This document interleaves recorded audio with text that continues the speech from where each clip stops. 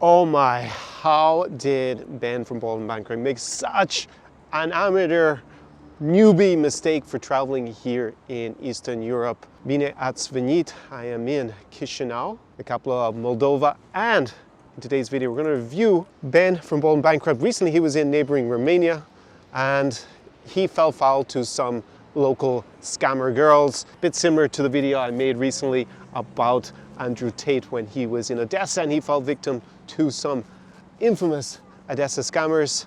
Let's get into the video. I merge him. SAR Experience.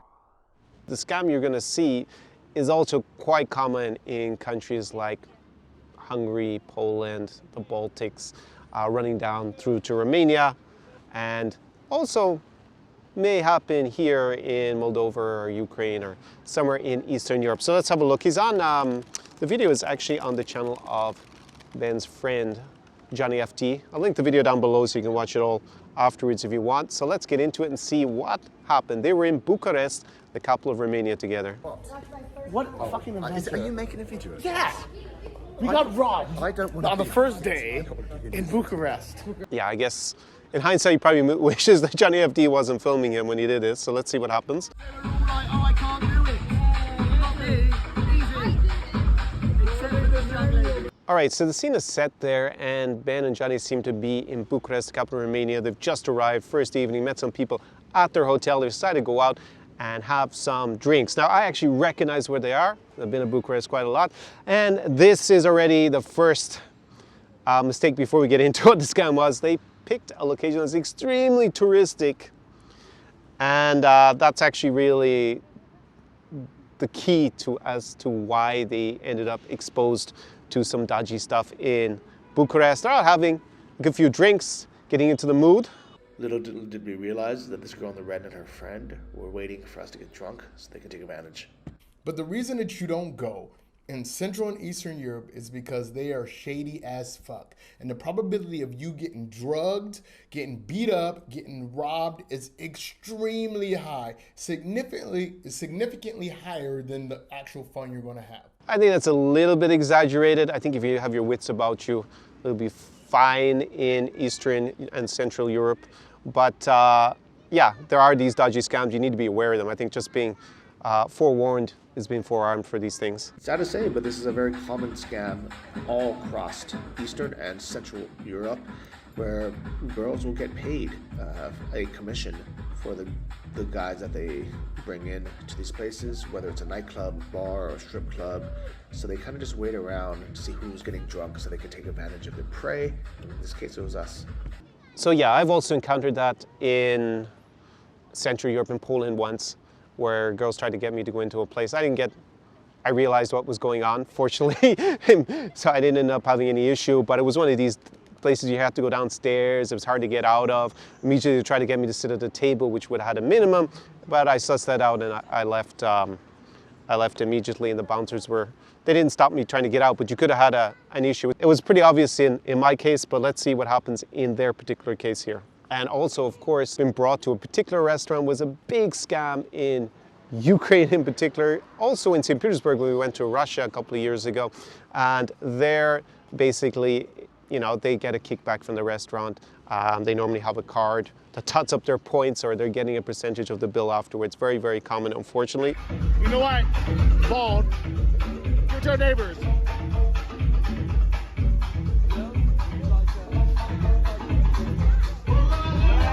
Divide. Here we go.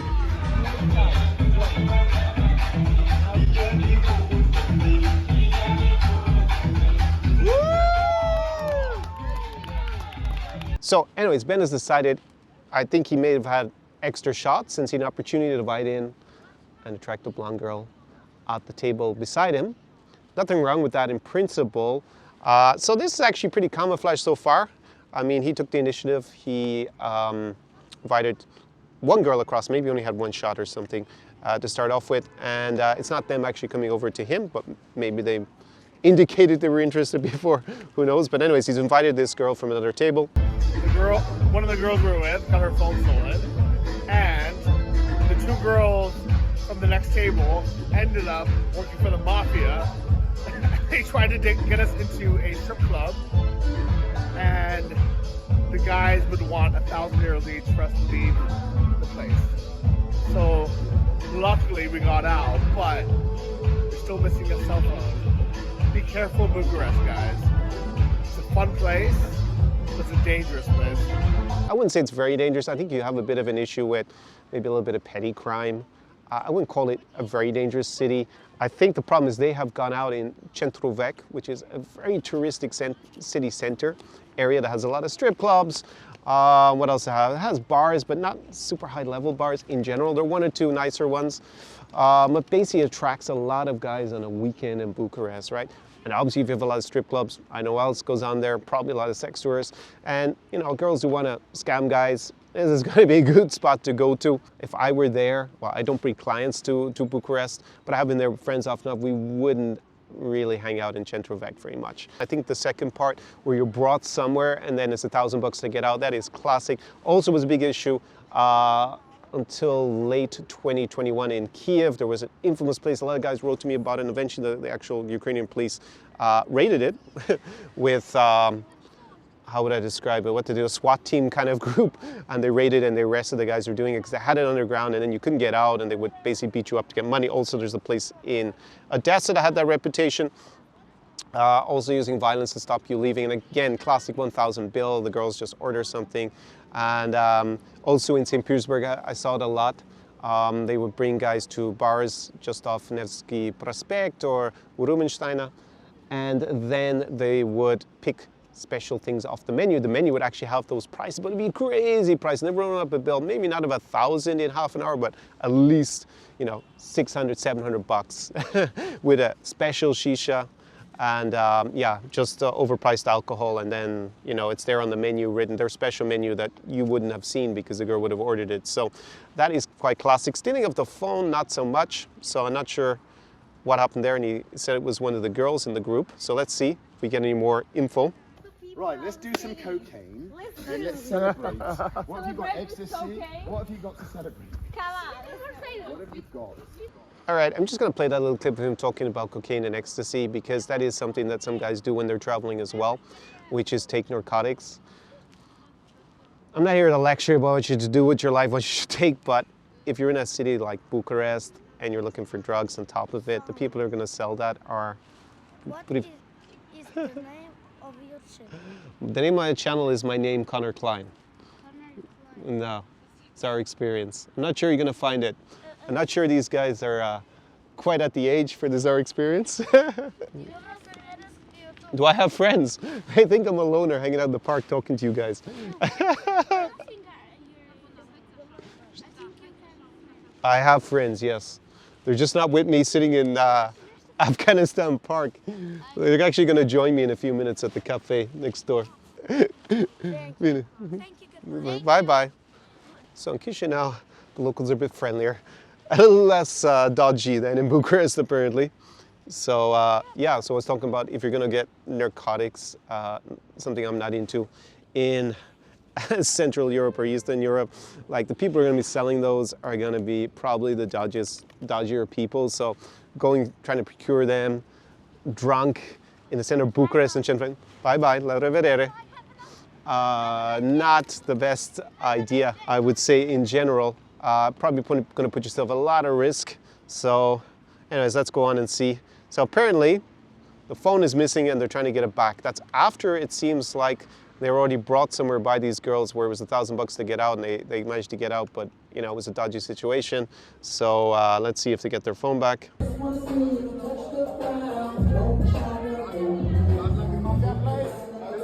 So they've gotten the phone back, which is kind of miraculous, and now they are going somewhere that they have no idea basically where they're going. They're just following some local girls that they met in Centrovec. Disaster. This is a disaster waiting to happen, just following these girls somewhere that they don't know where they're going. And the reason I'm saying it's a bad idea is, like, you need to be leading in general in Eastern Europe. So if you're meeting random chicks and then they just bring you in this kind of environment where it's Centrovec, a very touristic area, in the circumstances where a phone has been stolen and recovered, and then you're going to go with them to some sort of establishment, yeah, not the wisest thing I would say in general. Guys managed to escape this one-way door that nobody could get in or out. So I don't know what would have happened, but it was a very shady situation. Let's go, come on. So let's look at the situation. They followed some girls who they met in Centrovec, a very touristic area, where a phone of one of the girls they were with went missing. Miraculously got found again, they got it back. Then they trust these girls just to randomly go with them to what appears to be a dodgy strip club with a door that only opens one way, and then basically you're trapped and locked in like a prison. Very, very, very bad move. So anyways, they managed to get out of that without getting, you know, the $1,000 penalty each that it would have normally cost to get out. And then we'll see in the story what else happens to them. Let me just outline the end of it. But this is pretty classic. This is classic. A lot of these girls are going to work on Tinder, or they're going to be extra friendly or available in, you know, in this touristic center, like when we were in St. Petersburg around Nevsky Prospect there. What happened on that first night? Tell very quickly. Our night was amazing. Okay. Very crazy and funny, but it was very nice. Okay, so basically what happened is that some girls, we were drinking absinthe, and some girls came around trying to drink with us. That's interesting that their friend, or their new friend, describes it as like, those girls came around to us, so maybe there's something off camera we didn't see, that actually they were loitering and trying to join the group. Big red flag in such a touristic area. And because we're so awesome and kind, we said, yeah, okay. And then suddenly my phone got lost/stolen, which is actually just stolen. Which one of them? These two stripper girls, This phone got stolen, yeah. So, and the girls magically managed to find a person like who stole it, and they charged us no money. And then the girls took us to the dodgy strip club place with no strippers. Exactly. No strippers. So not even strippers at the strip club. But there you go. You see, they found, in inverted commas, the phone for them, but probably they were somehow involved. Empty, no strippers. And then this guy says like, yeah, okay, if you give me money in advance, I will bring you cocaine. I will bring you cocaine. And so my Does it sound legit? Oh yeah, okay, so basically somebody gave them the money. Some idiot. And some stupid idiot gave them the money. So there you see, basically they didn't have to pay to get out, like a ransom of $1,000. They were offered cocaine, and someone in the group paid it. I wonder who. He knows who he is. We'll call him I don't know who he is. True loser gave the guy the money, and So then expressive. I and know. then the guy just never came back. But luckily, no. So basically, yeah, I guess that was just another variation on demanding the $1,000 to get out. They said, hey, we give you cocaine. Someone was up for it, and they paid the $1,000, and then nothing. Yeah, no cocaine, so basically it was a $1,000 entry. Magically But never luckily, came back. we didn't stay. David Copperfield. Because why? Yes, yes. David Copperfield. They can kill us. No, you no, know, you know like, what? The best cocaine is the cocaine that you don't feel because it doesn't exist. Yes, So yes. Okay. Exactly. it was the magical cocaine, you know? But you know what? We all escaped with our kidneys. Yes, Yes, exactly. yes. We are alive right now because Johnny, of course, he always was like, say, no, I don't want to go. Let's get the fuck out of here. I Exactly. think So there you go. It seems like Johnny was the voice of reason in this video, in this group, this duo of Ben Bold and Bankrupt, Mr. Bold, and Johnny FD on their adventures in Eastern Europe. So in summary, what can I say? What can we take out of this? The purpose of this video was not schadenfreude, right? It's not to say, oh, they got scammed out of $1,000, ha ha ha. It's so that you don't make the same mistakes if you end up in Romania, in Bucharest. And let's review it. Like, should you avoid doing? Well, first of all, they didn't seem to have done the research about where to go out in Bucharest, right? They went to Centrovec, which is already a pretty bad idea, with the exception of one or two spots there, but you really need to know where you're going. And they were sitting out at a terrace at a pretty standard touristic place, where personally I would never, ever, ever go. I did it, I think, on the first trip many years ago. It was probably 9-10 years ago maybe. I went around those places, but it was just a pretty uneasy atmosphere, very touristic, and a lot of dodgy people hanging out there looking for the tourists, as you can see. So first thing, no proper research done, it appears, about where to go out, where the cool places, what are the scams that are common in Bucharest in the center. Number two, they're not with any local or anyone who's an insider who has already been a lot to Bucharest. So no insider, other people who are just there for their conference. I understand.